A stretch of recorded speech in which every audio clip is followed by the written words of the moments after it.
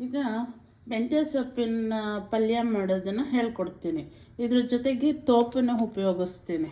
ತೋಪನ್ನು ಉಪಯೋಗಿಸ್ಕೊಂಡು ಮೆಂತ್ಯ ಸೊಪ್ಪನ್ನ ಪಲ್ಯ ಮಾಡೋದು ಹೇಳ್ಕೊಡ್ತೀನಿ. ಇದ್ರ ಬೆನಿಫಿಟ್ಸ್ ತುಂಬಾ ಇದೆ. ಇದು ಮಾಡೋ ರೀತಿ ನೋಡ್ಕೊಬಿಡಿ. ತೋಪು ತಿನ್ನೋರಂತೂ ಏನು ಬೆಂಡ್ ಥರ ಇದೆ, ಇದು ಏನಪ್ಪ ಅಂತ ಅಂದ್ಕೊತೀರ ಫಸ್ಟು. ಈ ರೀತಿ ತಿನ್ನೋದು ಉಪಯೋಗಿಸೋದು ಕಲ್ತ್ಕೊಂಡ್ರೆ ಆಮೇಲೆ ಇದರ ಬಗ್ಗೆ ಏನೇನಿದೆ ಅಂತ ಹೇಳಿ ನೀವೇ ಆಮೇಲೆ ಹೇಳ್ತೀರಾ. ಈಗ ಇದಕ್ಕೆ ಮೆಂತ್ಯ ಸೊಪ್ಪನ್ನ ಹಾಕ್ತಾಯಿದ್ದೀನಿ. ಈ ಮೆಂತ್ಯ ಸೊಪ್ಪಿನ ಉಪಯೋಗಗಳು, ಇದು ಶುಗರ್ ಇರೋರಿಗೆ ತುಂಬ ಉಪಯೋಗ. ಮತ್ತು ಇದು ಸ್ಕಿನ್, ಇದಕ್ಕೆ BP ಶುಗರ್ ಹೈಕ್ ಆಗದಂಗೆ ತಡೆಯುತ್ತೆ. ಮತ್ತು ಹೆಣ್ಮಕ್ಳದ್ದು ತಲೆ ಕೂದಲು ಉದುರದಂಗೆ ತುಂಬ ಚೆನ್ನಾಗಿರುತ್ತೆ, ಅದು ಗ್ರೋತ್ ಆಗುತ್ತೆ. ಮತ್ತು ಹಾಲು ಉಣಿಸುವಂಥ ಹೆಣ್ಮಕ್ಳಿಗೆ ಅದು ತುಂಬ ಒಳ್ಳೆಯದು, ಆರೋಗ್ಯನ ಕೊಡುತ್ತೆ. ಸಾಲ್ಟ್ ಹಾಕ್ತಾಯಿದ್ದೀನಿ. ಈಗ ಇದು ಮೆನೋಪಾಸ್ ಆಗೋ ಮಕ್ಕಳಿಗೆ ಎಲ್ಲ ಒಳ್ಳೆಯದಾಗುತ್ತೆ. ಇದು ಸೊಪ್ಪನ್ನು ಸಣ್ಣದಾಗಿ ಹಚ್ಚುತ್ತೀನಿ. ಯಾಕೆಂದರೆ ಉದ್ದುದ್ದಕ್ಕೆ ದಪ್ಪಕ್ಕೆ ಸಿಕ್ಕಿದ್ರೆ ತಿನ್ನೋಕ್ಕೆ ಬೆಂಡ ಥರ ಅಂತ ಅನಿಸುತ್ತೆ. ಮಕ್ಕಳೆಲ್ಲ ತಿಂದೇ ಹೋಗ್ತಾರೆ. ಇದು ಪ್ರೋಟೀನ್ ರಿಚ್, ಅದರಿಂದ ಒಬ್ಬ ಮನುಷ್ಯನಿಗೆ ಪ್ರೋಟೀನ್ ಅನ್ನೋದು ಡೈಲಿ ಬೇಕೇ ಬೇಕು. ಆ ಪ್ರೋಟೀನ್ ಇದ್ರೇ ಎಲ್ಲ ಮೂಳೆ ಗಿಳೆ ಎಲ್ಲ ಗಟ್ಟಿ ಆಗೋದು, ಮಾಂಸಖಂಡ ಎಲ್ಲ ಗಟ್ಟಿ ಆಗುತ್ತೆ. ಇದರಿಂದ ಈ ಥರ ಸಣ್ಣಕ್ಕೆ ಹಚ್ಚಿಬಿಟ್ಟು ಇದನ್ನು ಕೂಡ ಅದ್ರ ಜೊತೆಗೇ ಹಾಕಿ ಬೇಯಿಸ್ಬಿಡೋದು. ಇದನ್ನು ರೊಟ್ಟಿ, ಚಪಾತಿ, ದೋಸೆ ಎಲ್ಲ ಜೊತೆ ತಿನ್ನೋಕ್ಕೆ ತುಂಬ ಚೆನ್ನಾಗಿರುತ್ತೆ. ಮತ್ತು ಎನರ್ಜಿ ಚೆನ್ನಾಗಿರುತ್ತೆ. ದಪ್ಪ ಆಗೋದಿಲ್ಲ. ಇದು ತಿಂದರೆ ದಪ್ಪ ಆಗ್ತಾರೆ ಅಂತ ಯಾರಾದರೂ ತಿಳ್ಕೊಂಡಿದ್ರೆ ಅದು ತಪ್ಪಾಗುತ್ತೆ. ಈ ಥರ ಆರೋಗ್ಯನ ಕಾಪಾಡ್ಕೊಳ್ಳೋಕ್ಕೋಸ್ಕರ ಈ ಥರ ಮಾಡಿಕೊಂಡು, ಡಯಟಲ್ಲಿರೋರಂತೂ ಈ ಥರದ ಪಲ್ಯ ಮಾಡಿಕೊಂಡು ಬರೀ ಪಲ್ಯನೇ ಒನ್ ಟೈಮ್ಗೆ ಮ್ಯಾನೇಜ್ ಮಾಡ್ಬೋದು.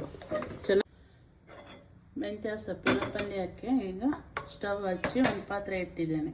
ನಾನು ಈಗ ಇದಕ್ಕೆ ಆಯಿಲ್ ಹಾಕ್ತಾಯಿದ್ದೀನಿ. Olive oil. ಸ್ವಲ್ಪ ಆಯಿಲ್ ಲೆಸ್ ಮಾಡಬೇಕು ಅಂತ ಟ್ರೈ ಮಾಡೋರು ಮಾಡ್ಬೋದು, ತೊಂದರೆ ಇಲ್ಲ. ಸೊ ಇದು ಮೆಂತ್ಯ ಸೊಪ್ಪಿನ ಪಲ್ಯ ಆಗಿರೋದ್ರಿಂದ ಇದಕ್ಕೆ ಸ್ವಲ್ಪ ಆಯಿಲ್ ಬಿದ್ದರೆ ಚೆನ್ನಾಗಿರುತ್ತೆ ಅನ್ನೋದಕ್ಕೋಸ್ಕರ ಸ್ವಲ್ಪ ಹಾಕಿದ್ದೀನಿ. ಇವಾಗ ನಾನು ಇದಕ್ಕೆ ಎಣ್ಣೆ ಕಾಯಿಲಿ. ಈಗ ನಾನು ಇದಕ್ಕೆ ಸ್ವಲ್ಪ ಸಾಸಿವೆ ಹಾಕ್ತೀನಿ. ಸಾಸಿವೆ ಸ್ವಲ್ಪ ಸಿಡಿಲಿ. ಸಾಸಿವೆ ಸಿಡಿದ ನಂತರ ನಾನು ಸ್ವಲ್ಪ ಜೀರಿಗೆನೂ ಹಾಕ್ತೀನಿ. ಇದು ಸ್ವಲ್ಪ ಜೀರ್ಣಶಕ್ತಿ ಬರುತ್ತೆ ಅಂತೇಳಿ. ಹಾಗೆ ಹಸಿರು ಮೆಣಸಿನ್ಕಾಯಿನ ಹಾಕ್ತೀನಿ. ಇದಿಷ್ಟು ಮೊದಲು ಬಾಡಬೇಕು. ಈಗ ನಾನು ಹಚ್ಚಿಟ್ಕೊಂಡಿರೋಂಥ ಈರುಳ್ಳಿನ ಹಾಕ್ತೀನಿ. ಅದರ ಜೊತೆಲೆ ಒಂದು ಅರ್ಧ ಸ್ಪೂನ್ ಸಣ್ಣ ಸ್ಪೂನಲ್ಲಿ ಅರಿಶಿನ ಹಾಕ್ತಾಯಿದ್ದೀನಿ. ಇದು ಹಾಕಿ ಇದನ್ನು ಸ್ವಲ್ಪ ರೋಸ್ಟ್ ಮಾಡ್ತೀನಿ.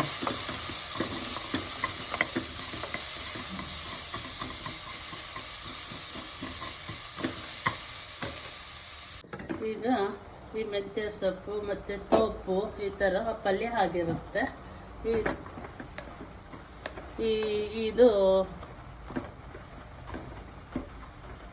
ಶುಗರ್ ಈ ಥರ ಮೆಂತ್ಯ ಸೊಪ್ಪು ಮತ್ತು ತೋಪು ಹಾಕಿ ಪಲ್ಯ ರೆಡಿ ಮಾಡಿಕೊಂಡು ವಾರದಲ್ಲಿ 1-2 ದಿವಸ ಈ ಥರ ತಿಂದರೆ ಪ್ರೋಟೀನ್ ಯುಕ್ತವಾದಂಥ ಶಕ್ತಿ, ಎನರ್ಜಿ ಎಲ್ಲ ಬರುತ್ತೆ. ಮತ್ತು ಇದು ಉರಿಯೂತ, ಕಾಲು ಉರಿ ಇದ್ದರೆ, ಪಾದ ಉರಿ ಇದ್ದರೆ ಅದೆಲ್ಲ ಸ್ವಲ್ಪ ಕಡಿಮೆ ಆಗುತ್ತೆ.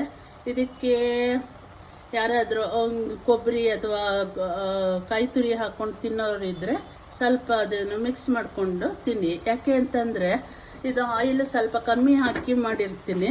ಜೊತೆಗೆ ಮೆಂತ್ಯ ಸೊಪ್ಪು ಸ್ವಲ್ಪ ಒಗುರೋ ಥರ ಇರುತ್ತೆ, ತಿನ್ನೋಕ್ಕೆ ಕಷ್ಟ ಆಗ್ಬೋದು ಅನ್ನೋದಕ್ಕೋಸ್ಕರ ಈ ಥರ ಮಾಡ್ತಾಯಿದ್ದೀನಿ.